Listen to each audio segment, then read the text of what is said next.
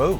Right. Yeah, it's Halloween season, right? We're getting ready for a spooky season here on Arc, Maine, and what better way to get into the spirit than with a creepy walk through time? That's where the guided tour, A Walk Among the Shadows, steps in. Here to tell us more is one of the event's creators and tour guides, Peter Weigel. Thank you so much for being here with us on Arc, Maine this morning. Thank you. Yeah, so first off, what can we expect from this spooky stroll? Well, it's not really meant to be terribly spooky, That's and good. it really has nothing to do with Halloween. It just coincides with the end of our regular tour season.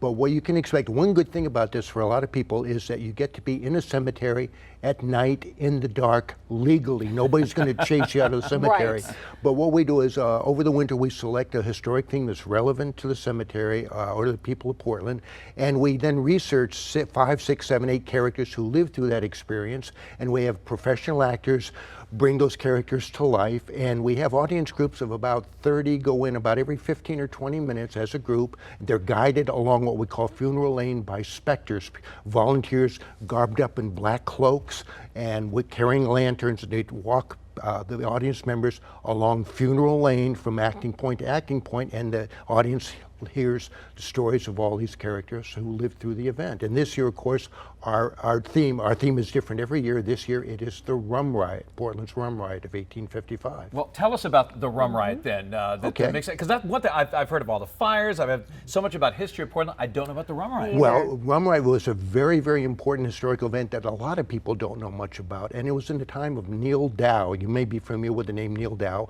He was mayor of Portland at the time. And at the time, Portland Maine actually had just become a dry state in 1851. It was the first dry state, prohibitionist state in the country. And Neil Dow was instrumental in passing that legislation. And unfortunately, what he did things a little bit that it violated his own laws.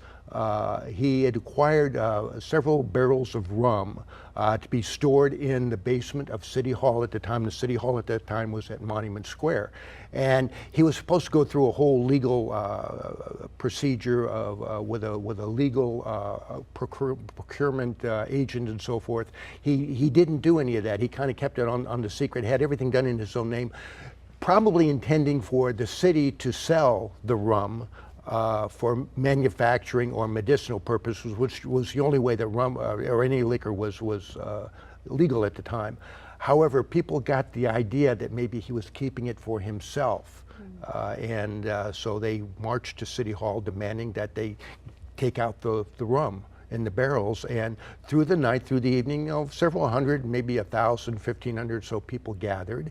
And at one point, late at night, Neil Dow had called out the militia a couple of times, and he finally ordered the militia to fire upon the crowd, and they did. One person was killed, 7 people were injured, and that was basically the story of the Rum Riot. Wow. Yeah. So can you tell us more about the location for this, the Eastern Cemetery? What makes that so historic and special and perfect for this event? Well, it's perfect for the event because, first of all, it's the oldest cemetery, oldest historic spot remaining in Portland. Goes all the way back to 1668 as a cemetery, as a burial ground, and it's the oldest cemetery in the whole area. And of course, we try to do a lot of educational things and a lot of fun things throughout the year. We do our historic walking tour every year from roughly Memorial Day weekend through the middle of October, and we got a lot of other activities going through there. But it really, the first 100 years of Portland history is really right in that cemetery. That's amazing. I've been there once, and some of the people buried there, incredible, dating way back, at least in the 1700s, right? Oh yeah, yeah. Well, actually, they were probably burying people.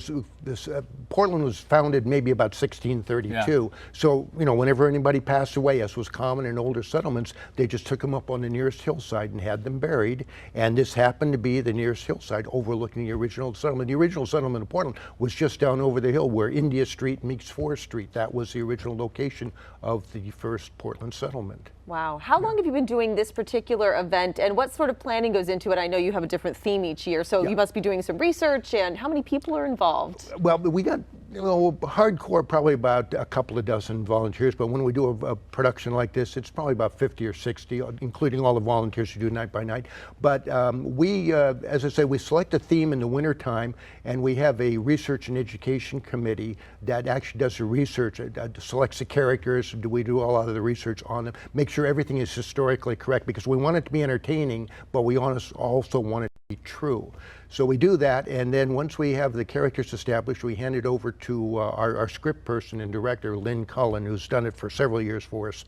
And she scripts the story for us and gathers the actors together, and we do any follow-up research we need to do. And then, you know, through the summer, she starts contacting the actors and they start rehearsing. And about now, with the last couple of weeks, the rehearsals get a little bit more intense, and we set up a lot of the lighting and all the other physical things that we need at the cemetery.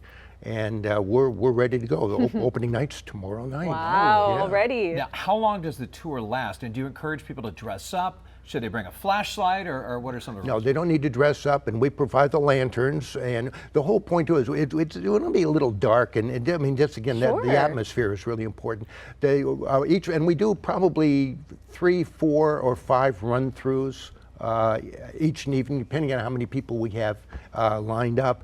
And each run through goes about 42, 43 minutes. We've got it timed out pretty well. Each acting point, each actor speaks for 6 or 7 minutes. Perfect. And what do you want our viewers to know about where they can get tickets, how much they are, and the timing for this? The timing for it, well, again, it's this Thursday, Friday, Saturday, and Sunday, and next Thursday, Friday, Saturday, Sunday. The Thursday through Saturday shows start at 6:30. The Sunday shows start at 5:30, and it's $10 per person.